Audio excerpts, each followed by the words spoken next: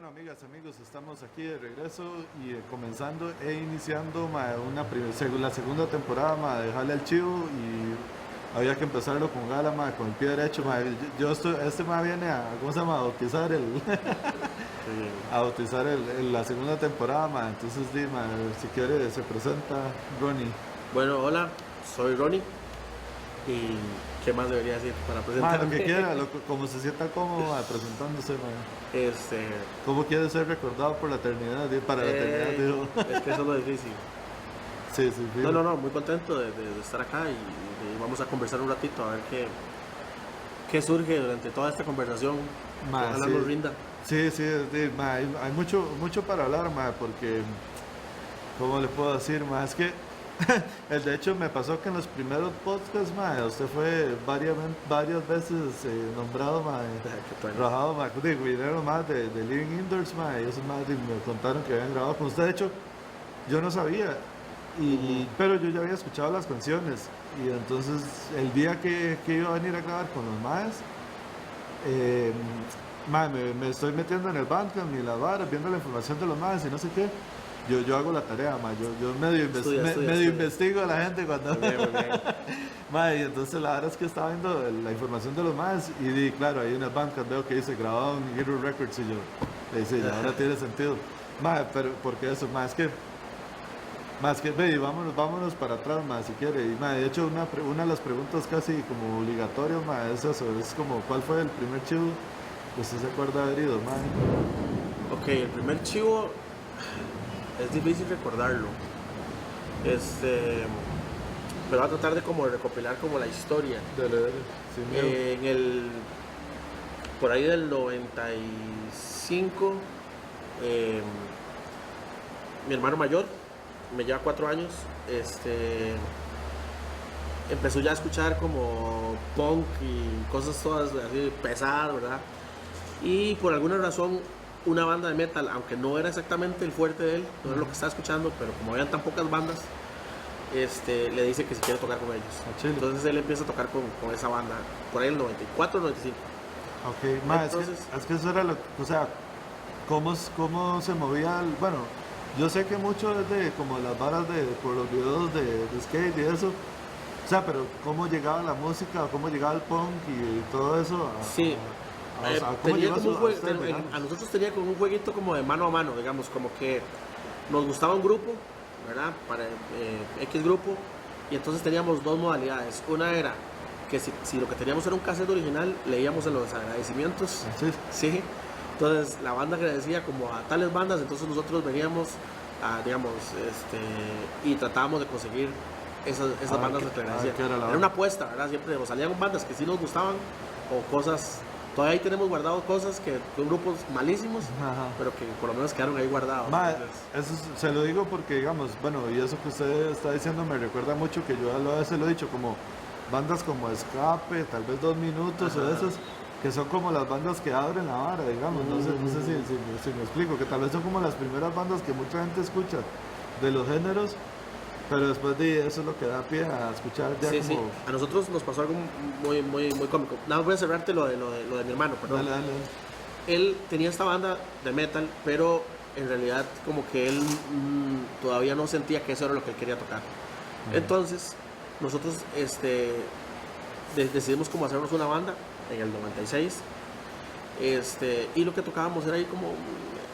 lo que nos daba para tocar. En realidad yo apenas sabía hacer 3 notas en bajo, entonces era lo que me salía, y él hacía algo en guitarra, y entonces le dijimos a un primo que tocara batería, y nos armamos lo que se llamaba Mala Madre en el 96.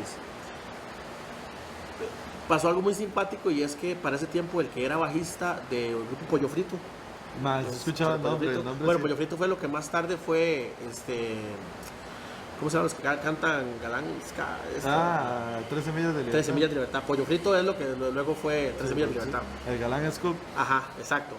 El bajista de Pollo Frito, que luego fue 3 Semillas de Libertad, él nos dijo, él llevó un ensayo, era vecino de nosotros, y llevó un ensayo y nos dijo, la banda de ustedes suena como algo que yo tengo en un cassette, que seguro a alguien le pasó, que a un lado traía algo y al otro lado traía Minor Threat.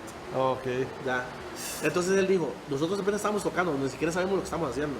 estamos como combinando nuestras ideas de cosas que escuchábamos, pero todavía no hemos definido un género. Y nos dijo, ustedes suenan como esta banda, y nos pasó el cassette. Imagínate que viajamos y escuchamos Minor Threat por primera vez. Y nosotros dijimos, sí, claro, así queremos nosotros sonar. Entonces, empezamos, bueno, en ese momento el que trataba como de gritar era mi hermano. Ajá.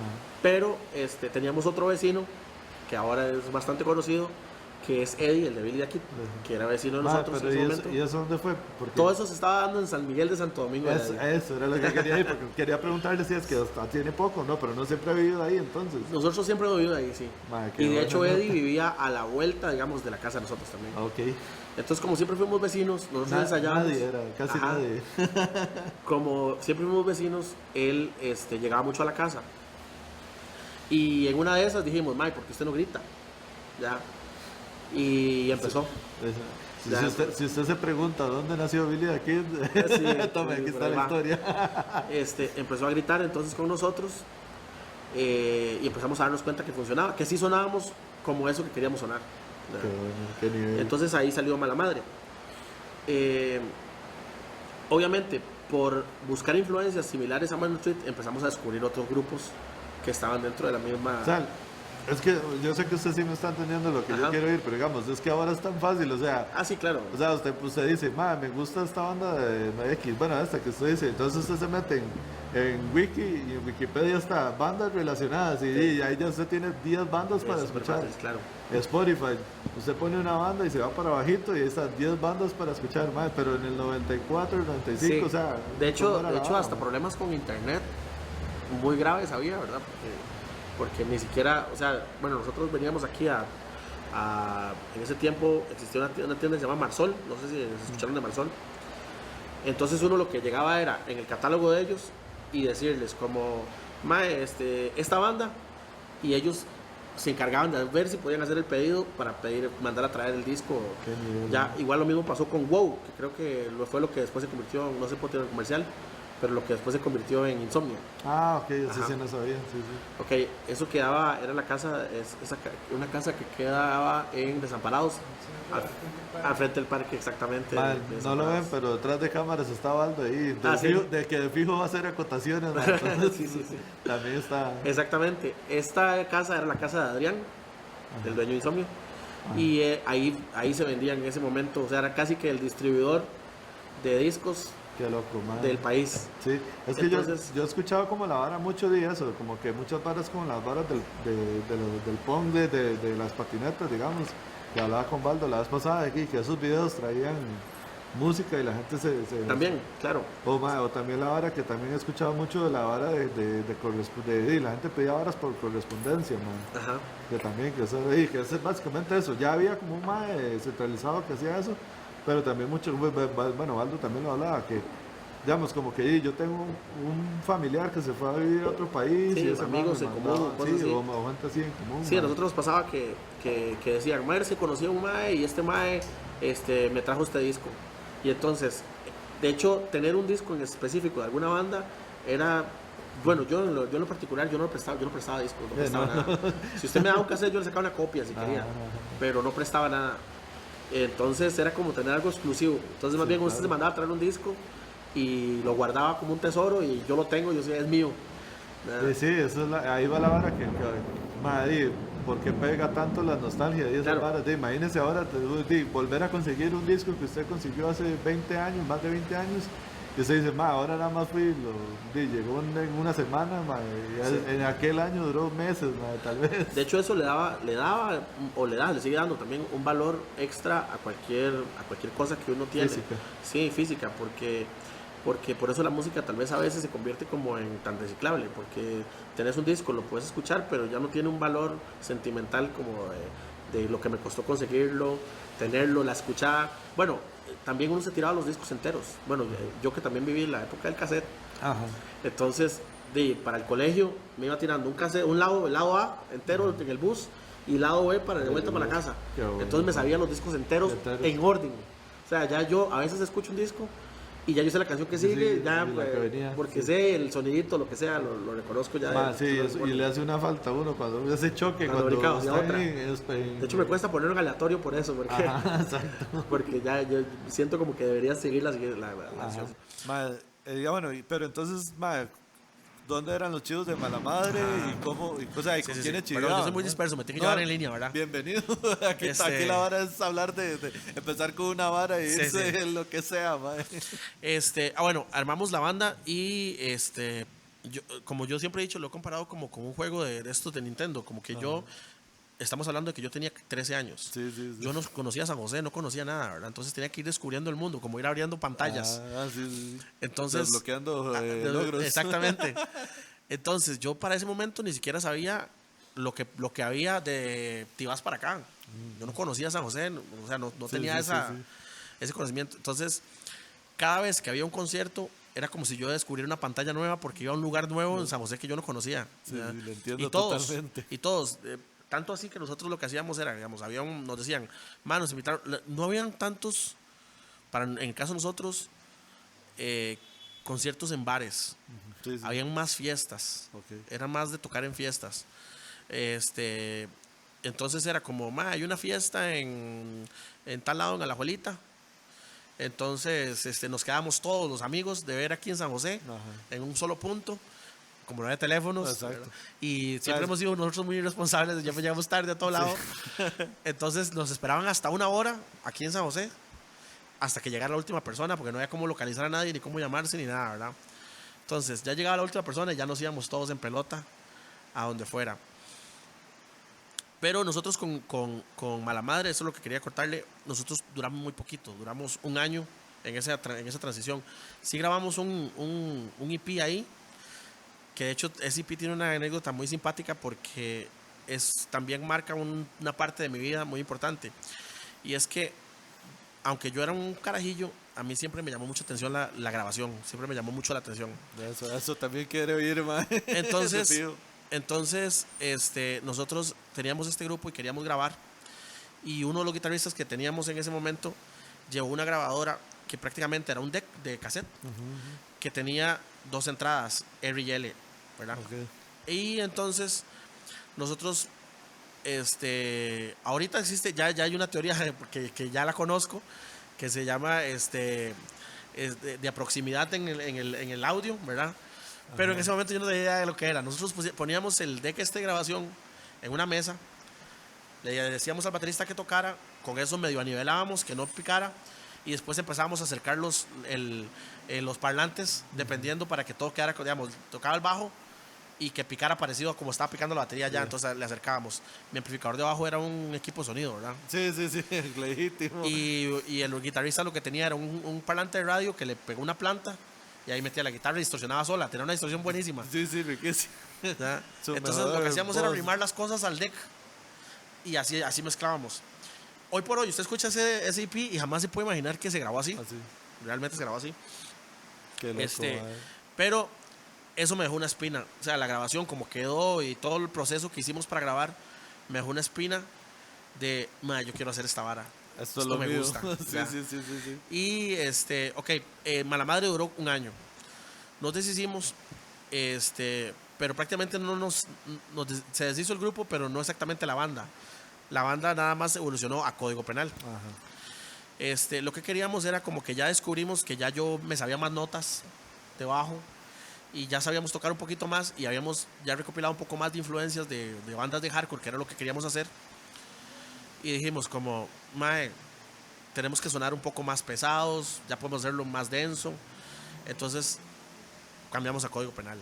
Y en Código Penal sí ya empezaron a salir los chivos, porque lo que te estaba contando con Mala Madre, y tal vez por eso tampoco quedó tan marcado en la historia, es porque nosotros tocamos más como en fiestas de amigos y cosas así. Era como el descubrirnos nada más. Sí. Con Código Penal ya sí nos transformamos en una banda un poco más seria.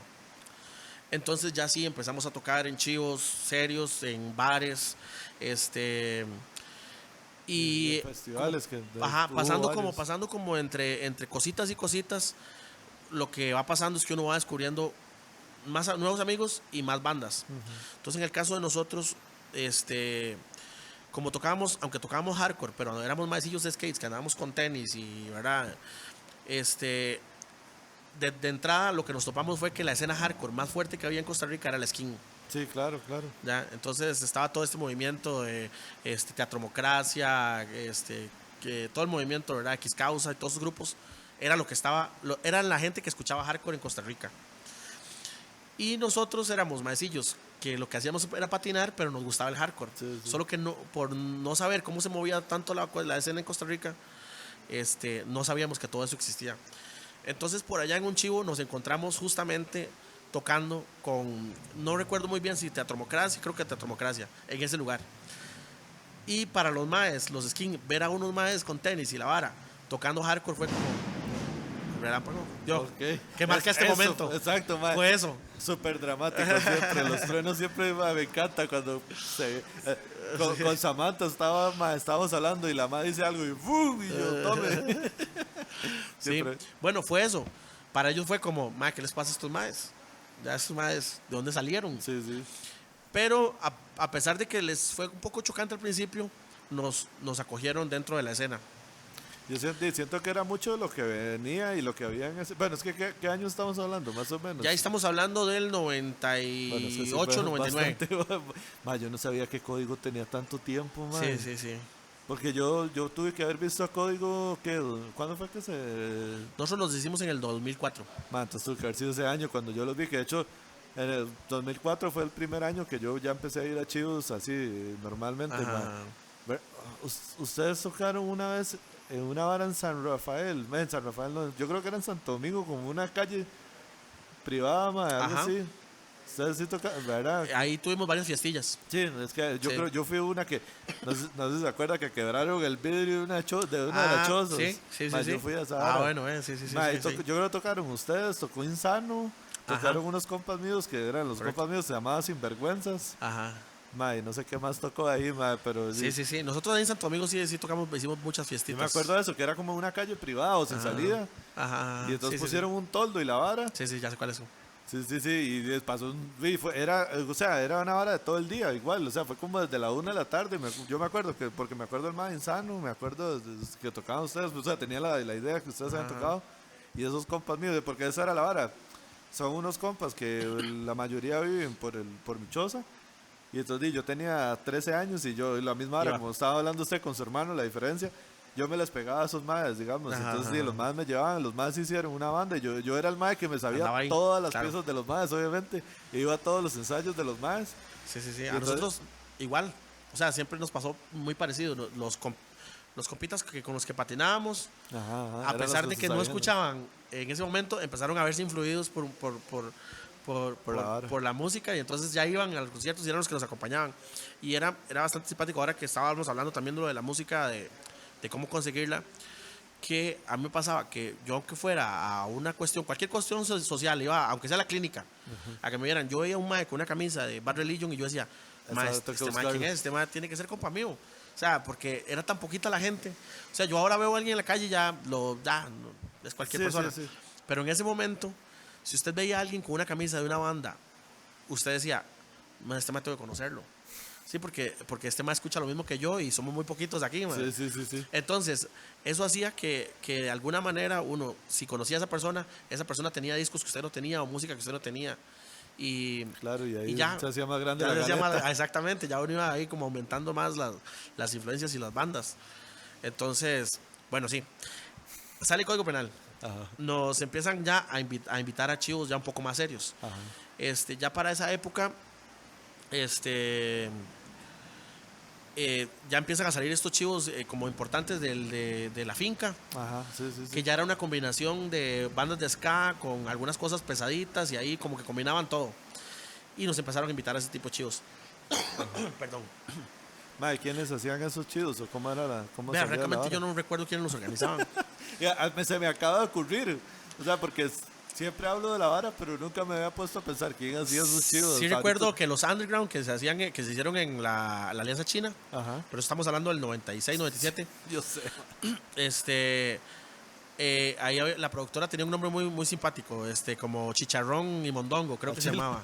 Qué bien. Y si no me equivoco, Adrián también de Insomnio tenía algo que ver con esa Me imagino producción. que sí. Ale, mae, me decía mucho de Morabux, que ese mae, Ajá. ese mae Ellos también, sí, ayudó mucho. eran los productores de muchos eventos antes. Sí, eso sí me decía ese mae. Pero así, de decirle directamente quién hacía los de la finca, no estoy muy Ahí seguro. el que tenga el Sí, dato que lo nos pase el ponga dato. abajo, sí. Bueno, Sí, yo sí lo escuché Neno. en el podcast que usted grabó con Nemo, que el mae dice que salió con un bulto lleno de plata, así, mae, la ¿En serio? vara, y que era como, la vara era como una lunada, y que era como una fiesta de cumpleaños, yo creo, algo así, o sea, una vara X, digamos, y que dice que el mae que hicieron tanta plata, y es que eso era lo que yo quería decirle a usted, por eso estaba pensando eso. Mae, esos chivos eran chivos de 1000 personas, Eran muy mae, grandes. algunos. Sí. Sí. No, para todas las bandas que tocaron en esa época, fue una catapulta muy, muy, muy buena para las bandas que se presentaban nuevas en ese escenario, porque sí llegaba mucha gente. Y era el evento. Cada vez que había un chivo en la finca, la gente se quedaba a ver ahí en la UCR para agarrar los buses. A pesar de que, sí, es simpático porque a pesar de que no era cerca, o sea, no era en el puro centro de la ciudad, en Cartago y lejos, era una actividad donde todo el mundo quería ir. Mae, sí, eso era, bueno, dadas las varas que pasaron esta semana, que pasaron varas correcto. muy raras, mae, Ajá. eso era lo que yo quería, como aprovechándome, dice, de todo el tiempo que tiene usted, mae. O sea, ¿qué es lo que usted siente que en aquellos años ayudó a que esa vara fuera un éxito? Porque, digamos, voy a poner el ejemplo explícito que estoy pensando, este chivo del 94, mae, hace 20 años hubiera sido un éxito, porque Claro. literalmente era la época de ese tiempo. Ajá. Pero ¿qué pasó ahora, ma? No se estaba vendiendo ninguna entrada y este ma tuvo que cancelar el chivo. O sea, ¿qué siente usted que, o sea, obviamente es el paso del tiempo y todo, pero ¿qué hizo que en aquellos años fuera un éxito? Es ahora- bastante y difícil, ahora- es difícil puntualizarlo, o sea, a decir que solo es por una razón. No, Son muchas. Claro. Pero, yo creería que bueno, lo habíamos hablado fuera de cámaras, Ajá. que tiene que ver mucho con un asunto de épocas, digamos. Sí. Estamos viendo, yo no considero que estos sean tiempos malos, sino que son tiempos muy diferentes. Y hay que Entonces, aprender a leerlos, yo exactamente, hay que aprender a leerlos de una manera distinta. Digamos que la gente que está bueno, esto se sale un poquitito como de la historia, pero yo actualmente que me dedico a producir bandas, me he enfrentado a los géneros nuevos, el trap, creo. Ajá. por ejemplo. Y todo el mundo dice, ma, es que este Ronnie hasta trap graba, ma. Todo el mundo que me dice eso, y yo, ma, sí, ma. Sí, y ha sido justamente eso. He como tratado de entender que los tiempos han cambiado, que a la gente le gustan otras cosas y no por eso está mal. Solo que yo no puedo pretender que la gente vea las cosas como yo las viví en ese momento, porque yo tenía otras condiciones. Entonces, Ajá. estoy seguro que si aquí hacen una batalla de estas de raperos, también se llenan. Sí, Y se llenan mucho, y va mucha gente. Sí. Entonces, simplemente es porque tal vez nosotros tenemos como lo que nosotros disfrutábamos en ese momento que estaba sucediendo en Costa Rica, le perteneció como a esa escena grande que estaba en ese momento, en el momento adecuado. Estaban las bandas de ska en su momento, sonando, había un apoyo en las radios, sonaban las radios. Ma, yo me acuerdo estar en la escuela, ma, y que todos mis compañerillos se sabían las canciones del Guato, por darle un ejemplo. ¿Por qué? Porque, ma, en la escuela alguien, una mamá, regaló una grabadora, ma. Ma, y eso, para mí esa vara fue, ma, el boom, porque, ma, yo llevaba discos o cassettes y se los ponía a mis compañerillos, ma, y de ahí salió el escuchar Solo Carne, ma, escuchar, bueno, 2 minutos, tenía un compa que lo llevaba, ma, ¿me entiendes? Y entonces, ma, o sea, éramos carajillos de 10, 11 años, ma, y ya ahí traficando música, ma. Por eso le digo que por eso no se podría puntualizar solo a una cosa, sino que había muchas circunstancias que llevaban a eso. Ya, o sea, a mí me pasó igual, o sea, a mí, ya sea por un amigo, me llegaba alguna banda y entonces ya yo se la pasaba a otra persona y había toda una influencia. Pero lo bonito es que nunca me ha cortado palabras, me da en el aire. Y Y entonces eso es lo que sucedía. Para mí lo que estaba sucediendo en ese momento es que la música estaba en el momento adecuado, justamente cuando estaba sucediendo todo el asunto de los eventos, se prestaba hasta el lugar, entonces todo eso se daba. Hoy, mucha de esa gente que iba a esos chivos, están siendo reales, tienen hijos, tienen otra realidad. Tienen familia, ¿ya? tienen todo su... Y la gente que iba era gente joven, o sea, estamos hablando de que, si yo iba con 15 años, podría ser que un gran por ciento de carajillos de 15 años iban, más gente de 17, 18, 23 años. Ese era el público. Y es el público que hay ahorita en la escena también. Sí. Lo que pasa es que tienen otra perspectiva, tal vez, que no podemos tampoco obligarlos a que lo vean como lo vemos, porque tienen otras circunstancias, la música la tienen a la mano, no sé, creo que no son tan reservados con este disco es mío. Ajá. Tiene otra forma de verse el valor, digamos, de las cosas. Sí, claro, claro. Obviamente sería chivísima poder volver a vivir una vara de esas, pero si no se da, pues no se da. Entonces, Hay que seguir adelante. sí, sí. Entonces usted estaba con Código. Código empieza con ¿qué? 98, entonces, más o Sí, menos. Código empieza como en el 98. Ya empezamos a tocar en Chivos formalmente.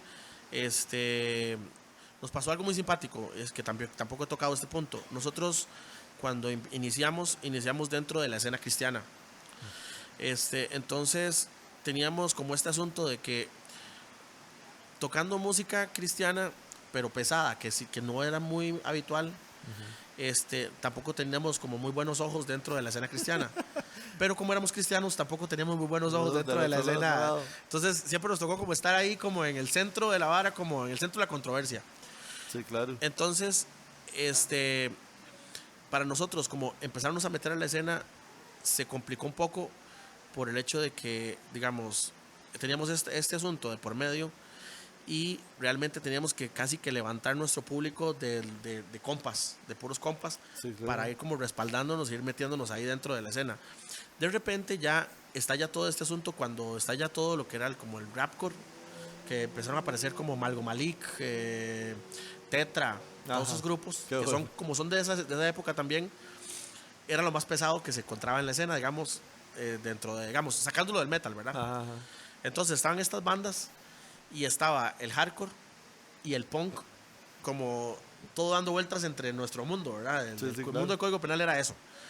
Entonces, por allá nos llamaban los más de Tetra, madre, tenemos un chivo, madre, toquen, y tocábamos ahí. Pero por allá nos llamaban los más de teatro, madre, tenemos un chivo, toquen, tocábamos ahí. Y nos llamaban una vara cristiana, madre, tenemos un chivo, toquen, tocábamos ahí.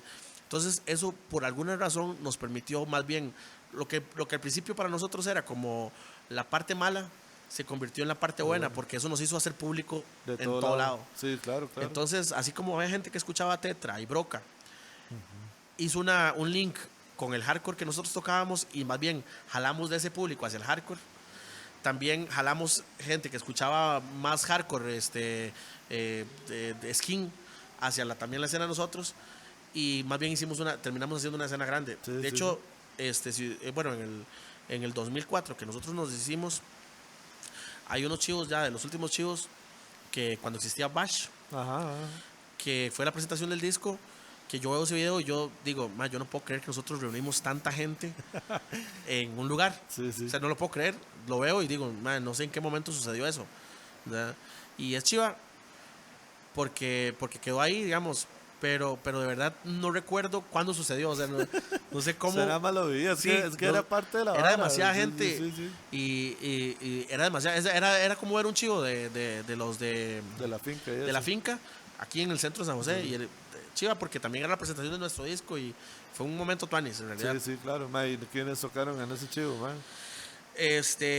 Así, tratando de recordar, porque por ahí tengo unos videos, si no ya se me habrá olvidado. Yo creo que yo he visto uno, era de un lumbrera que usted me estaba enseñando una vez que fuimos a grabar, que usted estaba viendo los videos. Exactamente. De esos eran, ese ¿verdad? Es, tengo, bueno, recuerdo que estaba Adaptados en su primera alineación. Sí.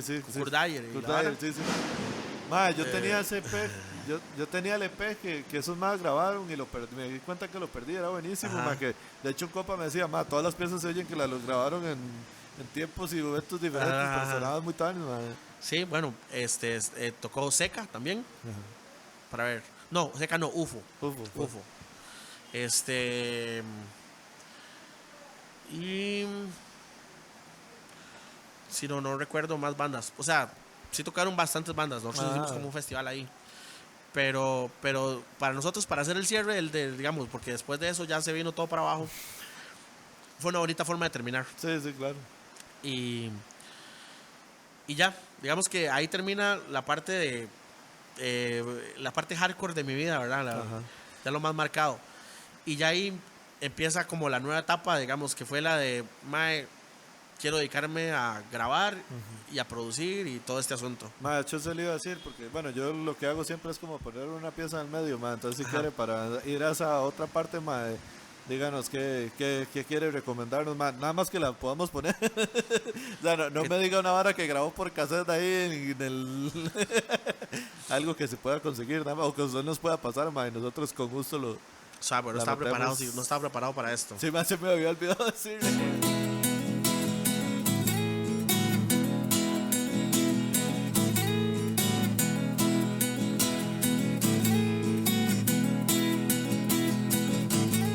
Quiero encontrar caminos olvidados, por donde andar lejos de este lugar, dejar atrás los métodos usados, no regresar de nuevo a esta ciudad, dejar mi huella en otra parte, por donde pocos quieren ir. Prefiero no encontrar señales, aunque me pierda así. Este camino al menos fue el que yo escogí.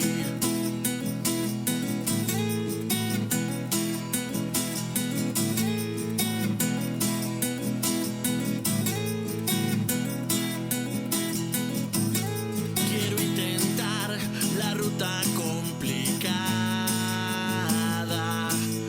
salir de pie, dispuesto a continuar. Prefiero hacer las cosas que me importan. Después sabré si hay algo que cambiar. Dejar mi huella en otra parte, por donde pocos quieren ir. Prefiero no encontrar señales, aunque me pierda así. Ese camino al menos fue dejar mi huella en otra parte, por donde pocos quieren ir. Prefiero no encontrar señales, aunque me pierda así. Ese camino al menos fue el que yo escogí. Fernanda, que es la bajista de Los Crueles, ya puso 2 canciones que ella quiso. Así. Y bueno, amigas, amigos, estamos de regreso aquí en Jale al Chivo y acaban de escuchar la canción El Camino de Ronnie. Más, si quiere, preséntala y más bien lo que me estaba contando ahorita en la canción. Justamente, bueno, cerrando ya este ciclo, Ajá. ¿verdad? Yo, durante toda la historia mientras todo eso estaba sucediendo, aprendí a tocar guitarra, porque yo era bajista, ¿verdad? Aprendí a tocar guitarra. Ajá. Y siempre me gustó como estar haciendo canciones y todo eso. Entonces, cuando Código Penal se separa, queda un vacío ahí en mí. Sí, es durísimo esa tara, y me imagino que fue muy hardcore, bueno, muy rajado, porque yo sí, o sea, tal vez, o sea, a mí sí yo sí quiero dar énfasis de que yo sí me acuerdo de que Código Penal fue una banda muy hablada en esos tiempos, o sea, claro. Y es mucho de eso que usted dice, yo sé que lo que usted está diciendo es totalmente cierto, de la banda de que, por ejemplo, el Lumbrera Fest era como una combinación de bandas como hardcore y hasta de este Cristiano, sí, movimiento cristiano, con las bandas de punk como Esponja, como Seca, o sea, fueron chivos que se hicieron así. Y en esos tiempos hubo varios, yo fue como a los primeros chivos que fui y me recuerdo que estaba mucho eso, tal vez como allá, tal vez ya ustedes no estaban, pero en el 2006 todavía seguía esa vara, yo me acuerdo, Sí, mae, sí. de que hubo de que fijo mucho viene de bandas que los veían tocar a ustedes, mae, o Sí, sea, gente que fue público se convirtió en bandas ajá, y siempre, ajá. siempre como que se mantuvo este asunto. Hizo como que por un tiempo, Ajá. se mantuvieran muy unidas esta escena cristiana con la escena grande y siempre contribuyó bastante también en que mucha gente de esas todavía sigue tocando en bandas. Sí, sí, Ya sí, no son claro, cristianos, claro. pero, Sí, sí. pero siguen tocando Sí, en sí, bandas. sí, totalmente. Entonces, Entonces, cuando viene el viene ese fin vacío ahí, entonces yo con mi guitarra empecé a hacer canciones. Y empecé como a descubrir una forma en la que me gustaba componer, ya empecé a descubrir el folk y todas estas cuestiones y empecé a hacer canciones y a hacer y hacer y hacer y hacer. Eh, y justamente cuando empecé a hacer canciones dije, mae. Bueno, nosotros con Código que grabamos el disco, esto tampoco no lo hablé, cuando grabamos el disco sufrimos mucho en el proceso de grabación, por allá, sí lo grabamos con un amigo y la grabación quedó bien y todo, pero no sabíamos nada de lo que era grabar, entonces le pagamos a un señor para que nos lo masterizara en Sabanilla, que no lo masterizó, lo que hizo fue como subirle el volumen y cobrarnos un montón de plata, a Chile. bastante plata, nos salió bastante caro. Ok, vamos ahí. Eso, ahí sí ya era grabando con compu. Grabamos con compu, ok.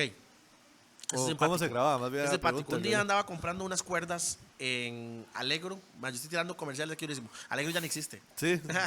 No, No, yo creo que no era- existe, queda en Moravia. Ajá, es que sí, exacto. Por allá había otra tienda, pero no es así. Bueno, No siga, estoy siga, siga. seguro. Siga, siga. Pero no vaya a comprar ahí. Vale, verga. eh, fui a comprar cuerdas y había un papelito que decía estudio grabación, no me acuerdo qué nombre, y traía el numerillo. Y nosotros estábamos hace rato conversando de dónde podemos ir a grabar, dónde podemos ir a grabar, y ese estudio quedaba en Tibás. Entonces arranqué el papelito y me vine a pulsearla, a decirle a ellos, mae, grabemos esta vara, no sé qué. Y por allá llamamos al mae. Llamamos y fuimos al estudio.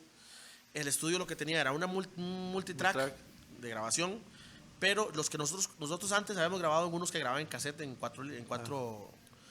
o sea, que dividían el cassette en 4 líneas. Ajá. Este grababa en un disco duro, era una vara más todavía, un nivel más alto. ¿verdad? Sí, ya.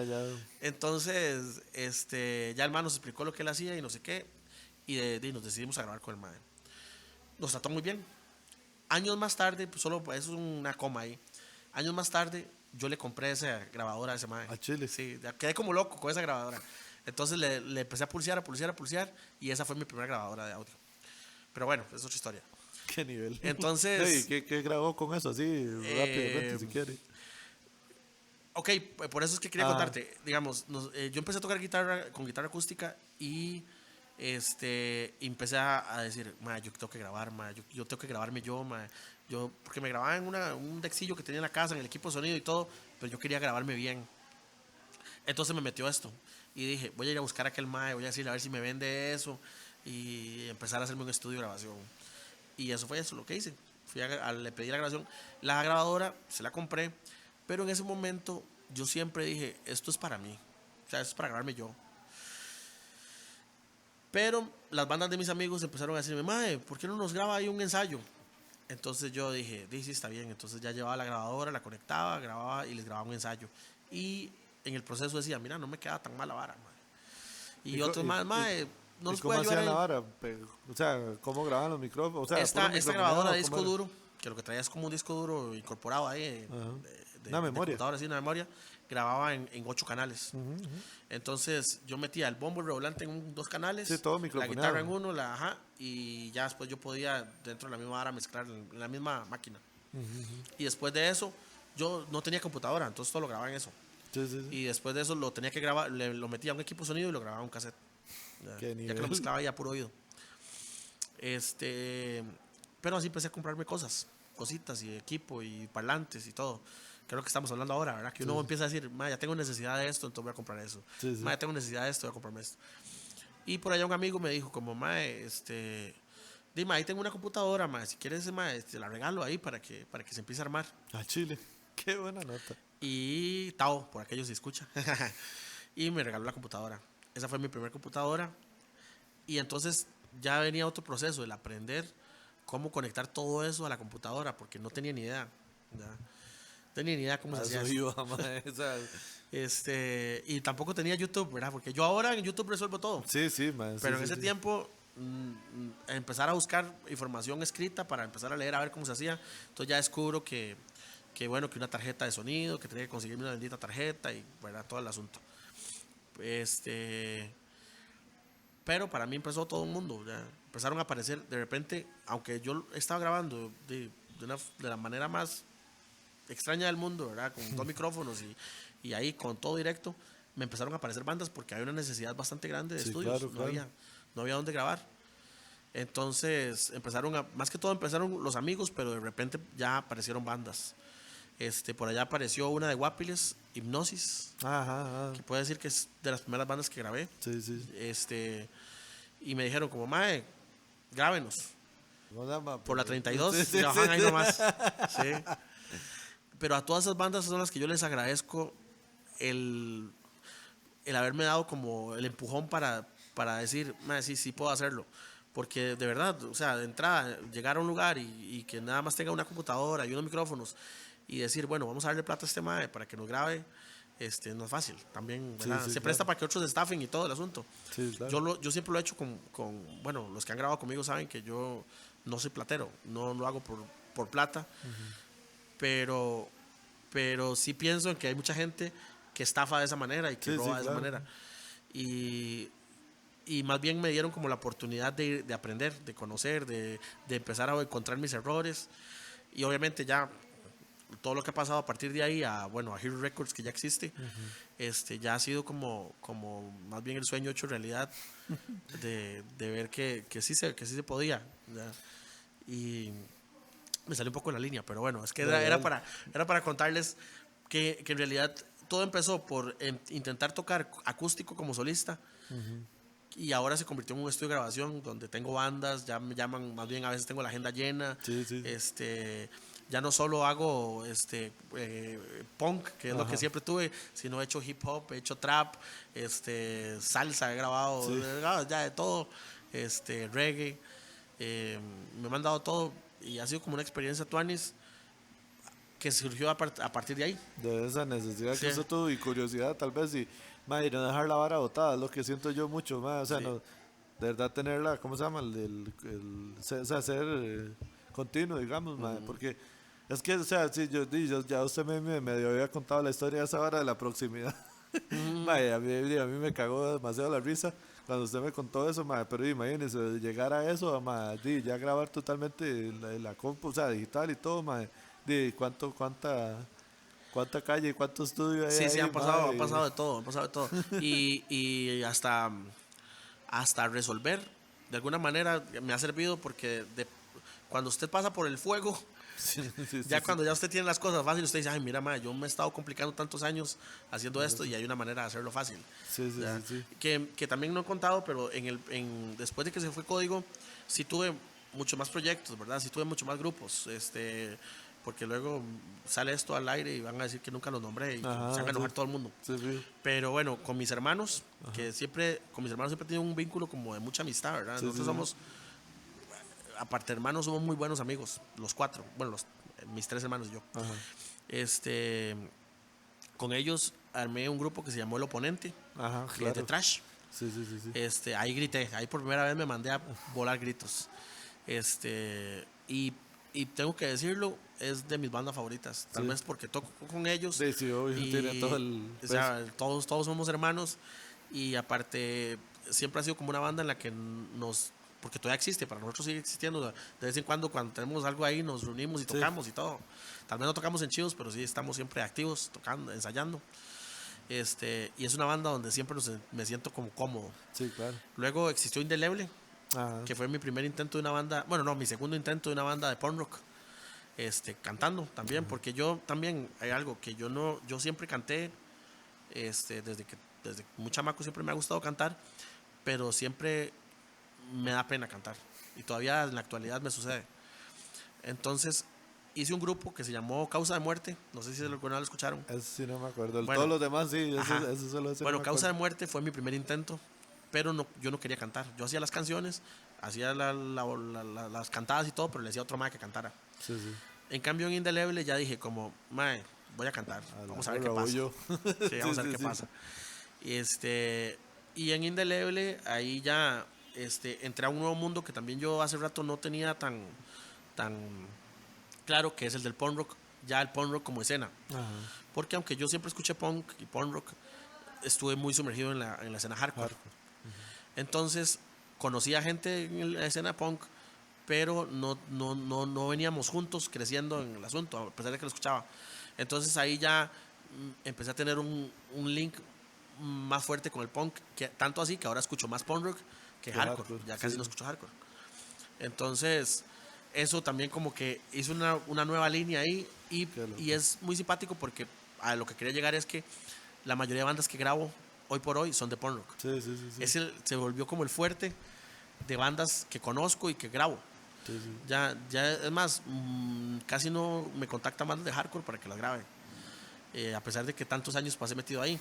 Sí, sí. Y me contactan más bandas de punk para grabar. Entonces es como simpático ahí el asunto de Ese cambio que hubo ahí, de Sí. que es de, madre, sí, de hecho, bueno, yo creo que era con Mau, que yo le decía al mae que lo que pasa con el hardcore y digamos que tiene esta opción de que muchos de los chivos de hardcore son como más en el día, ¿me entiendes? Y como Sí, más sí. la vara de buscar o sea, buscar como otros espacios, no solo los bares. Entonces yo le decía al mae que el hardcore es un muy buen género, que es muy fácil de que la gente se meta en las escenas con el hardcore, porque Claro. tiene esta vara de que yo le decía, mae, yo soy Es de un mae fácil acceso, sí. Sí, yo soy un mae de 15 años y tal vez escuché una banda, o sea, o estoy escuchando las bandas gringas y quiero ver qué hay aquí en Costa Rica y me doy cuenta que o sea, yo me acuerdo, estoy hablando como de la época que yo empecé a ir a chivos y yo me acuerdo que muchos de esos chivos, así, que muchas bandas eran de hardcore y así, y eran chivos de todo el día y no sé qué.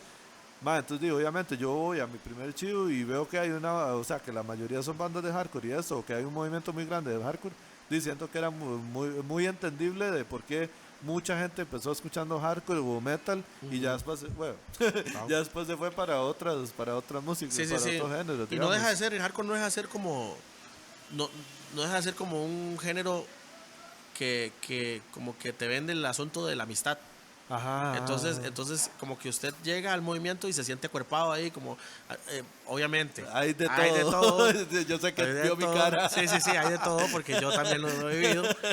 Sí, pero igual Pero sí sigue habiendo. existe, sí Sí, existe sí, este sí, grupo sí. de gente positiva ahí que te jala como amigos. Hay un celo que yo también lo viví, yo también estuve dentro de ese celo cuando, Sí. bueno, uno en los mismos conciertos antes, que era que uno veía a alguien con una camisa de un grupo de hardcore y usted decía, ¿este man quién es, man? Sí. Ya, porque uno tenía ese celo de lo que usted escuchaba. Sí. Y ese celo sigue existiendo, pero también existe otro grupo de gente que dice, man, que tú haces, este man escucha lo mismo que yo, man. Sí, Y te acuerpa.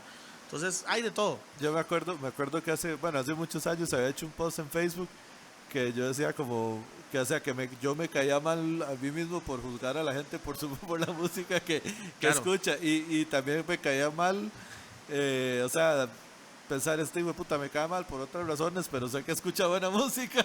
Sí. Me explico, ya es como que pincha.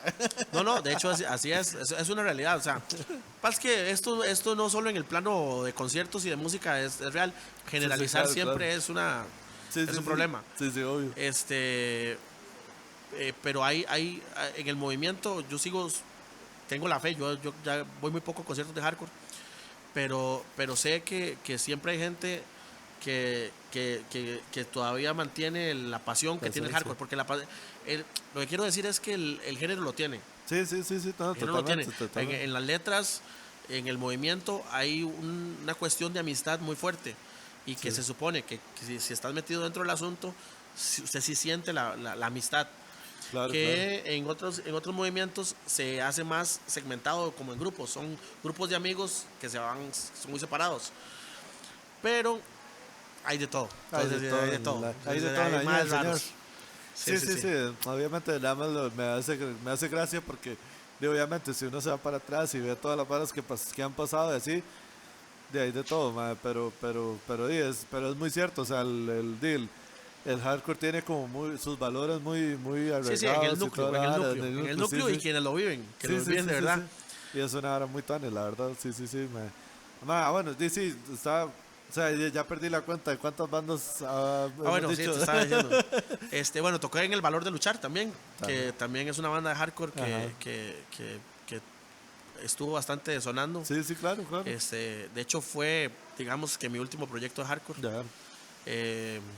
No sé, pudo haber sido hace unos 5 años tal vez que se deshizo, o 4 años. También una banda que toqué, tal vez, yo sé que esto mucha gente lo dice, pero igual tengo que decirlo, que lo más chiva tal vez ha sido que todas esas bandas las he tenido con gente que quiero mucho, que estimo mucho y que aún en la actualidad, a pesar de que no tocamos juntos, es gente que quiero mucho, Claro. que sigo queriendo. Entonces, como que no me puedo arrepentir de ningún momento de toda esa historia, porque ya sea todo, amigos.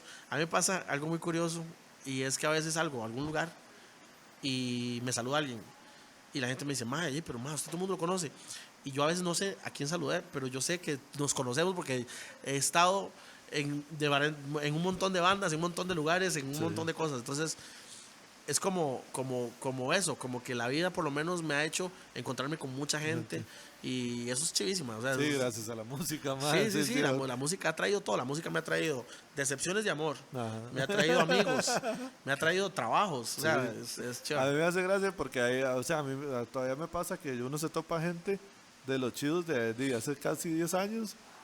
Y al mae, ese mae, ¿quién es? Mae, yo no sé el nombre, pero yo sé que él siempre lo he visto en chido. Exactamente. Yo tengo caras que yo las veo siempre en conciertos y me saludan. Y tal vez nunca hemos ni siquiera hablado, o sea, una conversación corta. Sí, no, nada más.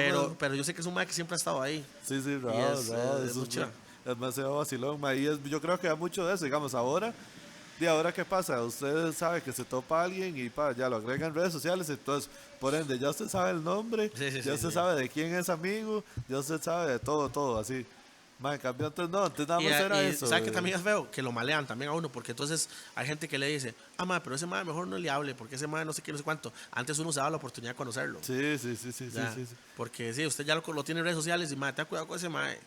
Y tal vez es una buena persona, ¿verdad? Sí. Solo que la gente le tiene un... Man, yo voy a ver mucho a eso. Yo lo veo de los dos lados. Todos somos una mierda y todos somos buenas personas. Claro. O sea, ¿me entiendes? Sí, Uno es buena gente con la gente que aprecia y con la gente que quiere y tiene anticuerpos con la gente que no quiere hacerlo, y todos somos iguales, todos somos la misma mierda. Sí.